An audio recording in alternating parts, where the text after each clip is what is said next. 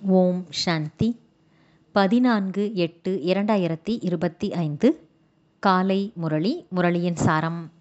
பாபா சொல்கிறார், இனிமையான குழந்தைகளே, பாபாவிடம் நேர்மையாக இருங்கள். தன்னுடைய உண்மையிலும் உண்மையான சார்ட்டை வையுங்கள்.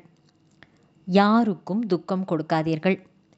ஒரு பாபாவின் சிரேஷ்டமான வழிமுறைப்படி நடந்து கொண்டே இருங்கள். கேள்வி: யார் முழுமையாக 84 பிறவிகளை எடுப்பார்களோ அவர்களின் புருஷார்த்தம் எப்படிப்பட்டதாக இருக்கும்? பதில்: அவர்களின் விசேஷமான புருஷார்த்தம் நரனிலிருந்து நாராயணன் ஆவதற்காக இருக்கும்.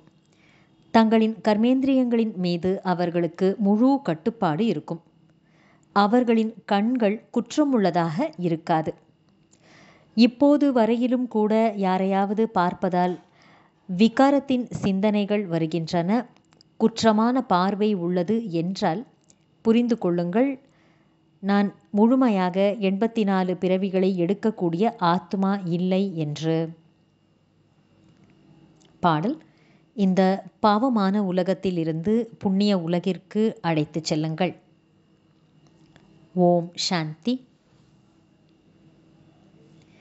இனிமையிலும் இனிமையான ஆன்மீக குழந்தைகள் அறிவார்கள், இது பாவங்கள் நிறைந்த உலகம். புண்ணியத்தின் உலகத்தை பற்றியும் மனிதர்கள் அறிவார்கள். முக்தி மற்றும் ஜீவன் முக்தி என்பது புண்ணியத்தின் உலகத்திற்கு சொல்லப்படுகிறது. அங்கே பாவம் இருப்பதில்லை. பாவம் இருப்பது துக்கமான உலகமாகிய ராவண ராஜ்யத்தில்தான். துக்கம் கொடுக்கும் ராவணனையும் பார்த்தாயிற்று. ராவணன் என்று எந்த ஒரு பொருளும் இல்லை. இருந்தாலும் ராவணனின் உருவ பொம்மையை மக்கள் எரிக்கின்றனர். குழந்தைகள் அறிவார்கள், நாம் இப்போது ராவண ராஜ்யத்தில் இருக்கிறோம் என்று. ஆனால் அதிலிருந்து விலகி இருக்கிறோம். இப்போது நாம் புருஷோத்தம சங்கம யுகத்தில் இருக்கின்றோம். குழந்தைகள் இங்கே வரும்போது அவர்களின் புத்தியில் உள்ளது, நாம் நம்மை மனிதரில் இருந்து தேவதை ஆக்குகின்ற அந்த தந்தையிடம் வந்துள்ளோம். அவர் நம்மை சுகதாமத்தின் எஜமானர்களாக ஆக்குகின்றார். சுகதாமத்தின் எஜமானராக ஆக்குபவர் பிரம்மா கிடையாது, எந்த ஒரு மனிதரும் கிடையாது. அவர்தான் சிவபாபா. ஆனால் அவருக்கென்று தேகம் இல்லை. தேகம் உங்களுக்கும் கூட இல்லாமல் தான் இருந்தது. ஆனால் பிறகு நீங்கள் தேகத்தை எடுத்துக்கொண்டு பிறப்பு இறப்பு சுழற்சியில் வருகிறீர்கள். எல்லையற்ற தந்தையிடம் நாம் செல்கிறோம் என்று நீங்கள் புரிந்து கொண்டிருக்கிறீர்கள். அவர் நமக்கு உயர்வான வழிமுறையை கற்றுத்தருகின்றார். நீங்கள் அத்தகைய முயற்சியை செய்வதால் சொர்க்கத்தின் எஜமானராக முடியும். சொர்க்கத்தையோ அனைவருமே நினைக்கின்றார்கள். நிச்சயமாக புது உலகம் என்பது உள்ளது என்று புரிந்து கொண்டுள்ளனர். அதையும் ஸ்தாபனை செய்பவர் யாரோ ஒருவர் இருக்கின்றார். நரகத்தையும் யாரோ ஒருவர் ஸ்தாபனை செய்கின்றார். உங்களுடைய சுகதாமத்தின் பார்ட் எப்போது முடிவடைகிறது என்பதையும் நீங்கள் அறிவீர்கள். பிறகு ராவண ராஜ்யத்தில் நீங்கள் துக்கமுடையவர் ஆகிறீர்கள். இந்த சமயத்தில் இது துக்கமான உலகமாக உள்ளது. எவ்வளவுதான் கோடீஸ்வரராக பல கோடிக்கு அதிபதியாக இருந்தாலும் பத்தித்தமான உலகம் என்றுதான் அவசியம் சொல்வார்கள் இல்லையா? இது ஏழை உலகம், துக்கமான உலகம். எவ்வளவுதான் பெரிய பெரிய கட்டடங்கள் இருந்தாலும் சரி, சுகத்திற்கான அனைத்து சாதனங்களும் இருந்தாலும் கூட இதை பத்தித்தமான பழைய உலகம் என்றுதான் சொல்வார்கள்.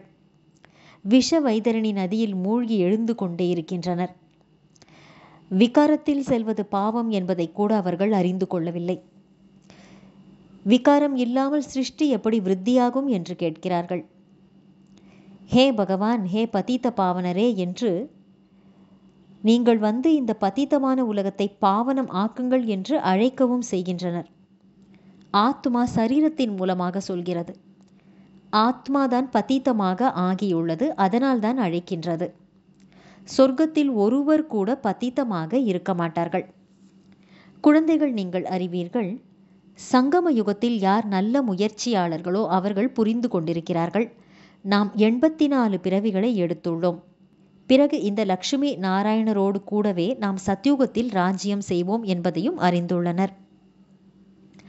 ஒருவர் மட்டுமே 84 பிறவிகள் எடுக்கவில்லையா என்ன? ராஜாவுடன் கூட பிரஜைகளும் வேண்டும். பிராமணர்களாகிய உங்களில் கூட நம்பர் வாரியாக இருக்கிறீர்கள். சிலர் ராஜாராணி ஆகின்றனர், சிலர் பிரஜை ஆகின்றனர்.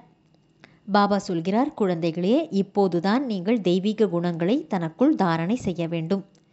இந்த கண்கள் குற்றம் உள்ளவை. யாரையாவது பார்க்கும்போது விகாரத்தின் பார்வை செல்கிறது என்றால் அவருக்கு 84 பிறவிகள் இருக்காது. அவர் நரனிலிருந்து நாராயணர் ஆக முடியாது.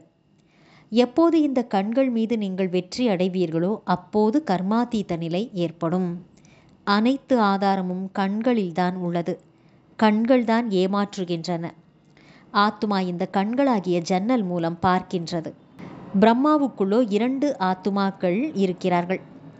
சிவபாபாவும் இந்த பிரம்மாவின் கண்கள் என்ற ஜன்னல்களின் வழியாக பார்த்து கொண்டிருக்கின்றார். நமது திருஷ்டியும் ஆத்மாவின் மீது செல்கிறது.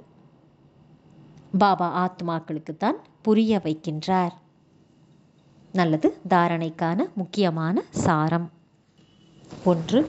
தன்னுடைய சுமையை இறக்கி லேசாக ஆக்குவதற்காக இதுவரை செய்துள்ள விகர்மங்கள் அனைத்தையும் பாபாவிற்கு எழுதி தெரியப்படுத்த வேண்டும். இப்போது யாருக்கும் துக்கம் கொடுக்கக்கூடாது. நல்ல குழந்தையாக இருக்க வேண்டும். 2.